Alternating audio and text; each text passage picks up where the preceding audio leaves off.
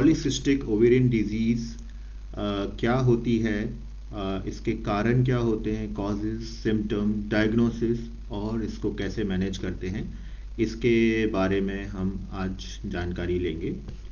मैं डॉक्टर मुकुल गुप्ता हूँ। मैं consultant in head endocrinology department, Narayana multi speciality hospital, Jaipur में अभी कार्यरत हूँ। पॉलीसिस्टिक ओवेरियन डिजीज़ जैसा हम लोग जानते हैं बहुत बड़ा नाम है। ये बहुत कॉमन है रिप्रोडक्टिव फीमेल्स में, महिलाओं में। जैसे ही उनकी माहवारी चालू होती है वैसे ही ये प्रॉब्लम्स महिलाओं में बहुत कॉमन है। करीबन इसका जो प्रेवलेंस रेट है वो 6% से लेकर 20% तक ऑल ओवर इंडिया या ये हम कहें कि ऑल ओवर वर्ल्ड इस प्रॉब्लम से महिलाएं ग्रसित रहती हैं या परेशान रहती हैं। तो ये कैसे क्या चीज़ है, ये कैसे डायग्नोज करते हैं, इसको कैसे ठीक किया जाता है, इसके क्या कारण हैं और इसको कैसे पहचानते हैं। पॉलीसिस्टिक ओवेरियन डिजीज़ एक जेनेटिक बीमारी है जो कि लाइफस्टाइल प्रॉब्लम के साथ कंबाइन होके एक विकराल रूप ले लेती है और बहुत बड़ा रूप ले लेती है। तो ये सिस्टम ऑफ कॉम्प्लेक्स डिसऑर्डर। इसमें होता क्या है, बेसिकली जो महिलाएं हैं उनका जो हार्मोन है उसमें चेंजेस हो जाते हैं एंड वो चेंज जो हैं ये कन्वर्ट हो जाते हैं मेल हार्मोन्स में। तो female hormone estrogen male hormone में कन्वर्ट हो गया, एंड्रोजन्स में कन्वर्ट हो गया और इसके कारण उनके जो साइन एंड सिम्टम्स हैं वो एक्सेस टेस्टोस्टेरोन के, एंड्रोजन्स लेवल के महिलाओं में आ जाते हैं। तो क्या क्या इसके साइन एंड सिम्टम्स हैं, कैसे इसको डायग्नोज करते हैं, वो मैं आपको बताता हूँ। तो इस बीमारी में होता क्या है, जो हमारे पास महिलाएं आती हैं वो यंग फीमेल्स होती हैं। मुख्यतः जो बहुत कॉमन साइन है, एक तो काला पड़ जाना, गर्दन में कालापन छा जाना, जहाँ भी आपके क्रीजेस हैं बॉडी में, वहाँ जैसे जांघ के नीचे, अंदर आँख में, गर्दन पर कालापन आ जाना, तो इसको हम बोलते हैं अकेंथोसिस नाइग्रिकेंस हो जाती है।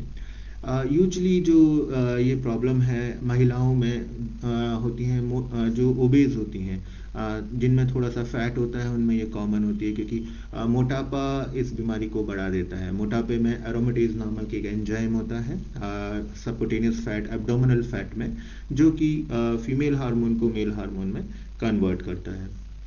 तो महिलाएं प्रॉब्लम्स लेके आती हैं, जैसे माहवारी की प्रॉब्लम हो गई, कई महिलाओं को लेट माहवारी आती है, कई लोगों को जल्दी माहवारी आने लग जाती है। पीरियड्स की प्रॉब्लम के साथ साथ उनके चेहरे पे बाल आने लग जाते हैं, जिसे हम हिर्सुटिज्म कहते हैं।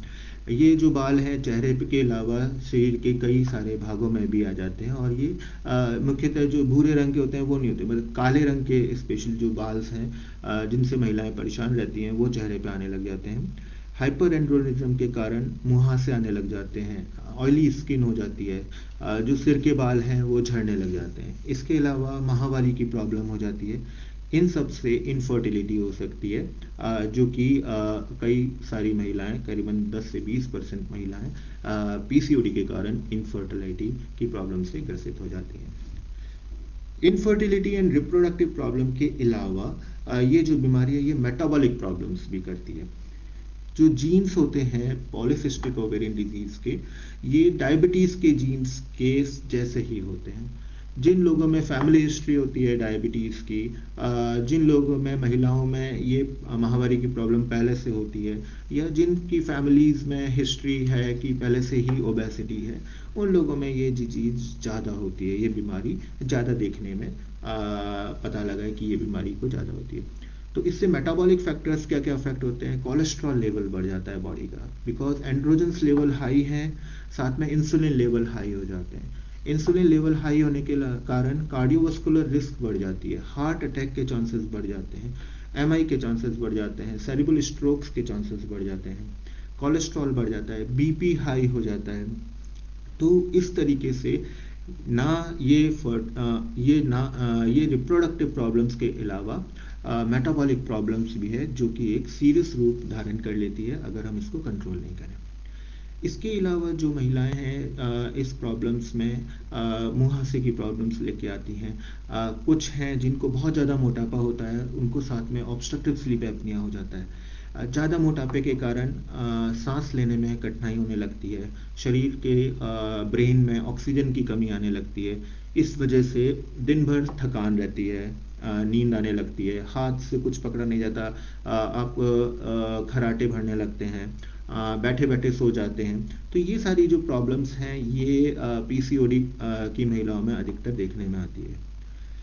इन सब की प्रॉब्लम्स के कारण ये महिलाओं में डिप्रेशन ज़्यादा देखने में आता है, एंजाइटी अटैक्स इनको ज़्यादा आते हैं, साइकेट्रिक प्रॉब्लम्स इनके साथ ज़्यादा हो जाती हैं।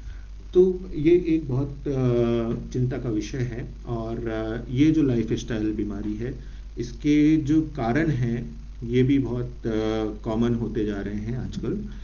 हम लोग एक्सरसाइज करना छोड़ दिया है।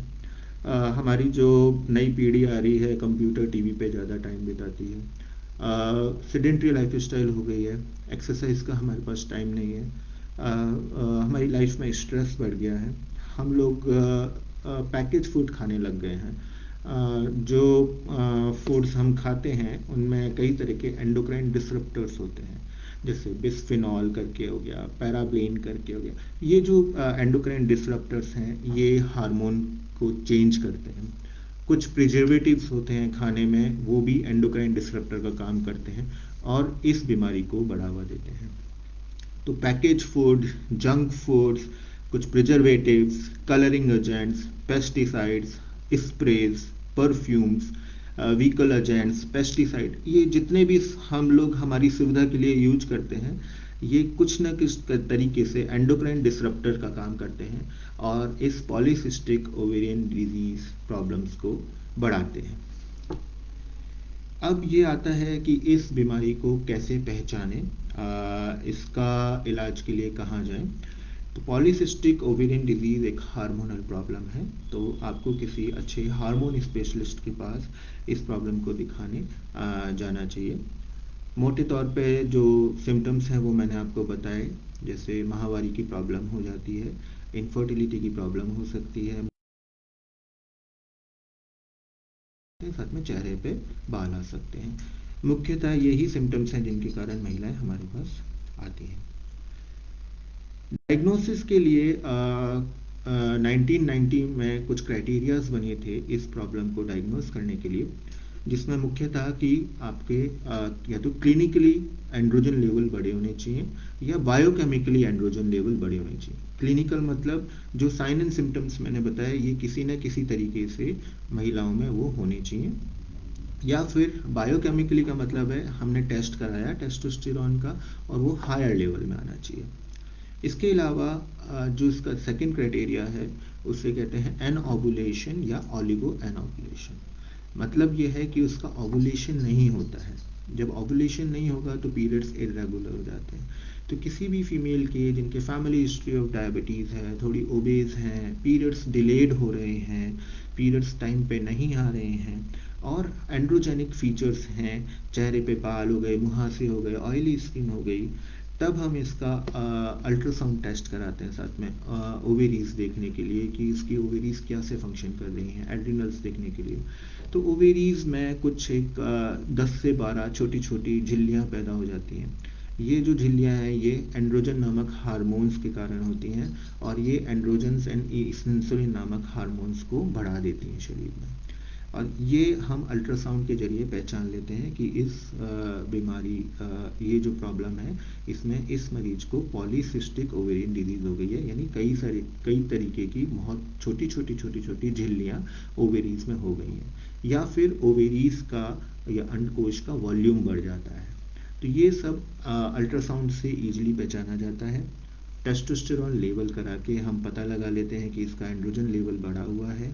इंसुलिन लेवल करा के ये पता लगा लेते हैं कि इंसुलिन हार्मोन बढ़ गया है, इसको रिस्क है आगे मेटाबॉलिक कार्डियोवास्कुलर रिस्क आ गई है। इस बीमारी में कुछ टेस्ट हैं वो बहुत कॉमन होते हैं जो हम लोग कराते हैं, जैसे टेस्टोस्टेरोन का टेस्ट है, अल्ट्रासाउंड है ओवेरीज के लिए क्योंकि वो एक डायग्नोस्टिक क्राइटेरियाज में आता है।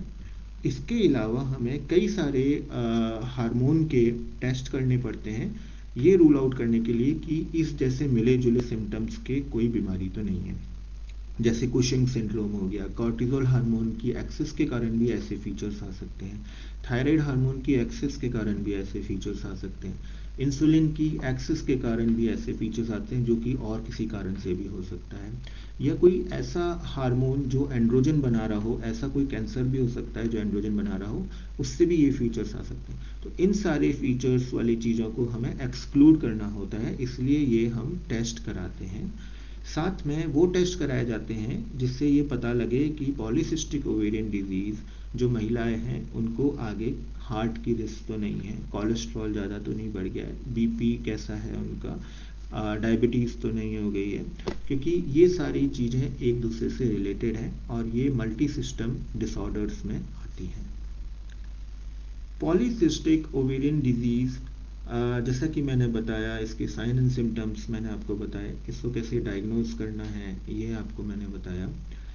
अब हम इसके ट्रीटमेंट के बारे में बात करते हैं। जैसा कि मैंने आपको बताया था कि ये एक लाइफ स्टाइल बीमारी है, सेडेंट्री लाइफ स्टाइल के कारण ये ज़्यादा होती है।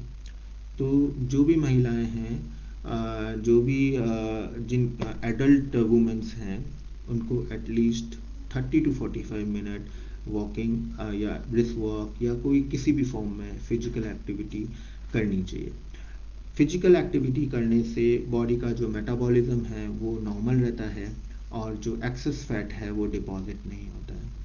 तो at least moderate intensive exercises is a must for these PCOD womens, जो कि आप हफ्ते में एटलीस्ट 5 बार कर सकती हैं। 45 minute per day brisk walk ये एनफ है आपके लिए। अगर ब्रिस्क वॉक नहीं करना चाहते, आप कुछ भी कर लीजिए, साइकिलिंग कर लीजिए, कुछ ऐसा गेम खेल लीजिए जिसमें आपको अच्छा लगता हो, जैसे बैडमिंटन हुआ, बास्केटबॉल हुआ, या कुछ भी ऐसी चीज़ जो आपको एक्सरसाइज के लिए प्रेरित करती है, एरोबिक एक्सरसाइज, योगा, ये बहुत ज़रूरी है पॉलीसिस्टिक ओवेरियन डिजीज़ महिलाओं के लिए। पैकेज फूड खाने बंद करने चाहिए, जंक फूड खाने बंद करने चाहिए। स्पेशली जो हमारे इंडियन आहार है वो बहुत न्यूट्रिशियस है, उसके ऊपर हमें आना चाहिए। ज़्यादा मात्रा में फल खाने हैं, सब्जियां ज़्यादा मात्रा में खानी हैं, अनाज हम फाइबर युक्त अनाज ले सकते हैं जो हम खाने में हम यूज़ कर सकते हैं डे टू डे रूटीन में। तो खान पान में बहुत ज़्यादा ध्यान रखना है, लाइफ स्टाइल पे बहुत ज़्यादा ध्यान रखना है। स्मोकिंग और अल्कोहल स्ट्रिक्ट नो है, अगर आप उसको बंद करेंगे तो आपकी ये बीमारी में हेल्प मिलेगी। लगभग ये देखा गया है कि 80% फीमेल्स अगर लाइफ स्टाइल लेती हैं, फिजिकल एक्टिविटी करती हैं, अपने डाइट पे कंट्रोल करती हैं, तो पीसीओडी जिस पॉलीसिस्टिक ओवेरियन डिजीज़ जो प्रॉब्लम है उसको हम कंट्रोल कर सकते हैं। क्योंकि ये जेनेटिक प्रॉब्लम है, लाइफ स्टाइल से बढ़ जाती है, इसको क्योर नहीं करा जा सकता, ये आपके साथ रहेगी। लेकिन अगर हम ये चीज़ करेंगे, डाइट अच्छे से लेंगे, लाइफ स्टाइल हमारी चेंज करेंगे, तो कुछ हद तक हम इस प्रॉब्लम्स को बढ़ने से रोक सकते हैं। प्रिवेंशन में भी ये काम आती है और इसको कंट्रोल करा जा सकता है। इसके अलावा जो ट्रीटमेंट होते हैं, जैसे कुछ महिलाएं आती हैं कि पीरियड्स गड़बड़ हो रहे हैं, तो उन महिलाओं में हम ईस्ट्रोजन और प्रोजेस्टेरॉन नामक हार्मोन उचित मात्रा में देते हैं उनके पीरियड्स को रेगुलर करने के लिए। पीरियड्स को जब रेगुलर करा जाता है तो एंड्रोजन लेवल अपने आप कम होने लगते हैं। जब एंड्रोजन लेवल कम होंगे तो चेहरे के जो बाल हैं, जिनकी प्रॉब्लम्स महिलाओं में होती हैं, जो मुहासे हैं जो उनको ज़्यादा हो रहे होते हैं, सिर के बाल झड़ रहे होते हैं, ये सारी चीज़ें उससे ठीक होने लगती हैं। लाइफ स्टाइल के साथ साथ, डाइट के साथ साथ जब हम हार्मोन उनको दिए जाते हैं, जो कि कुछ लिमिटेड ड्यूरेशन के लिए दिए जाते हैं, तो जो महिलाएं हैं उनमें पीरियड्स नॉर्मल आने लगते हैं और जो उनके साइन एंड सिम्टम्स हैं वो कम होने लगते हैं। दूसरी जो मेडिसिन है जिसके बारे में मैं बता रहा हूँ वो है मेटफॉर्मिन। मेटफॉर्मिन एक बहुत अच्छी दवा है जो पॉलीसिस्टिक ओवेरियन डिजीज़ में दी जाती है, स्पेशली उन फीमेल्स में जो कि ज़्यादा ओबेसिटी है या ओवरवेट फीमेल्स हैं। ये कई सारे फैक्टर्स पे काम करती है। एंड्रोजन्स लेवल को कम करता है, इंसुलिन लेवल को कम करता है, इंसुलिन के एक्शंस को बढ़ा देता है, साथ में ग्लूकोज कंट्रोल करता है, ग्लूकोटॉक्सिसिटी को कम करता है, इन्फ्लेमेशन को कम करता है, गट इन्फ्लेमेशन को कम करता है, एंड जो उनको कंट्रोल करता है। तो ये जो मेटफॉर्मिन है ये हम पॉलीसिस्टिक ओवेरियन डिजीज फीमेल्स को देते हैं, और ये साथ साथ वेट कंट्रोल करने में भी काम आता है, क्योंकि ये एपेटाइट को भी थोड़ा सा कंट्रोल रखता है। तो ये सारी चीज़ें हम ट्रीटमेंट में पॉलीसिस्टिक ओवेरियन जो प्रॉब्लम से ग्रसित हैं महिलाएं, उनमें हम देते हैं। कुछ महिलाएं जिनको चेहरे के बाल ज़्यादा होते हैं, एंड्रोजेनिक फीचर्स ज़्यादा होते हैं, मुहासे ज़्यादा हो रहे होते हैं, उनके लिए एंटी एंड्रोजन्स ट्रीटमेंट होता है, जिसे फार्माकोलॉजिकल ट्रीटमेंट कहते हैं। जैसे स्पारोलैक्टोन दी जाती है, या फ्लूटामाइड दी जाती है, या फिनास्टेराइड दी जाती है। तो ये कुछ महिलाओं में इस चीज़ का भी प्रयोग किया जाता है। चेहरे के बाल हटाने के लिए कई क्रीम्स भी आती हैं, जैसे फ्लोरेनिथिन क्रीम है, वो भी इसमें हेल्पफुल है। लेकिन सबसे ज़्यादा जो पॉलीसिस्टिक ओवेरियन डिजीज़ में हेल्पफुल है वो है डाइट एंड लाइफ स्टाइल। अगर आप डाइट अच्छा रखेंगे, अपना फ्रूट्स ज़्यादा लेंगे, वेजिटेबल्स ज़्यादा लेंगे, नींद प्रॉपर लेंगे, अपना वेट अगर कंट्रोल कर लेंगे, तो कुछ हद तक आप पॉलीसिस्टिक ओवेरियन डिजीज़ को कंट्रोल कर सकते हैं। ये जो पॉलीसिस्टिक ओवेरियन डिजीज़ है, ज़रूरी नहीं है कि ये मोटे लोगों में ही हो या ओवरवेट में ही हो। ये नॉर्मल फीमेल्स में भी होती है, जिनके हाइपर एंड्रोजेनिज्म होता है, जो लीन एंड थिन होती हैं, उनमें भी देखा गया है कि ये पॉलीसिस्टिक ओवेरियन डिजीज़ कॉमन है, और इसे हम लीन पीसीओडी कहते हैं। इसका भी ट्रीटमेंट और मैनेजमेंट ऑलमोस्ट सेम है, एक्सेप्ट हम उस पेशेंट को ये कहते हैं कि आप एक्टिव लाइफ स्टाइल रखें, सब कुछ करें, खाने पीने पे ध्यान रखें, डाइट प्रॉपर होनी चाहिए, एंड जो ट्रीटमेंट हम लोग दे रहे हैं वो प्रॉपर तरीके से लें। अगर हम डाइट को कंट्रोल करेंगे, अपनी लाइफ स्टाइल को चेंज करेंगे, रेगुलरली डॉक्टर्स के पास जाके चेक कराएंगे, तो पॉलीसिस्टिक ओवेरियन डिजीज़ जो कि एक मल्टी सिस्टम डिसऑर्डर है, इससे होने वाले प्रॉब्लम्स, जो रिप्रोडक्टिव प्रॉब्लम्स हैं, जो मेटाबॉलिक प्रॉब्लम्स हैं, डायबिटीज़, ब्लड प्रेशर, डिस्लिपिडीमिया, इन सब से हम निजात पा सकते हैं, इनको कंट्रोल कर सकते हैं, और एक हेल्दी लाइफ स्टाइल जी सकते हैं। Thank you for kindly listening.